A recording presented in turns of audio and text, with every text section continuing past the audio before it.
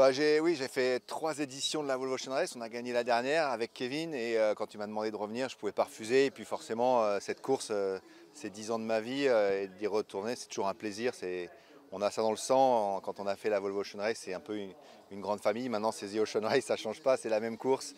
Et voilà, je suis ravi d'être là et cette leg, en plus, c'est pour moi, c'est la plus belle. Donc, je suis content de participer.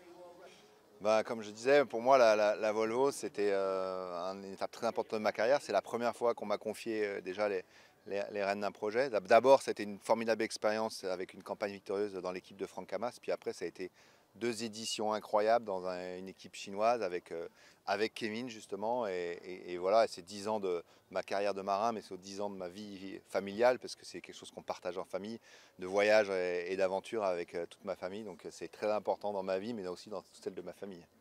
Ouais, il y a une pression énorme sur cette dernière étape. L'équipe sort d'un mât cassé. Ils avaient un bel avantage en points. Tout le monde les voyait un peu gagner cette course trop tôt. Et puis cette course, elle est longue, elle est dure, il se passe plein de choses. Là, tout repart à zéro et donc il va y avoir beaucoup de pression parce que c'est une leg qui compte double en termes de points.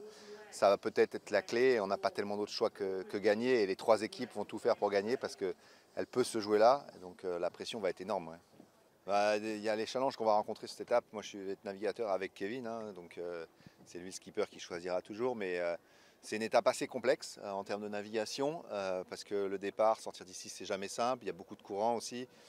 Euh, et puis ensuite, on peut rencontrer du vent et surtout l'arrivée peut être très très compliquée parce que finalement, on peut avoir une belle avance et les systèmes météo ont tendance à se bloquer sur l'Europe et donc on peut être arrivé dans une zone sans vent qui a souvent peu de vent à l'arrivée et se faire rattraper. Donc il peut se passer beaucoup de choses et puis en plus la pression est au maximum parce qu'il faut absolument gagner cette étape.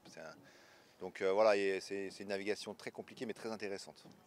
Cette leg, elle est hyper importante parce qu'elle compte double et en plus, comme tous les bateaux sont presque à égalité, ça va être capital. Après, il restera deux petites étapes, mais celui qui gagne, c'est comme s'il gagnait 2 étapes, donc ça peut être un énorme avantage. Et voilà, donc tout le monde va être très concentré. The mast is in, and we have the current leaders of the Ocean Race coming into the dock. Holcim PRB.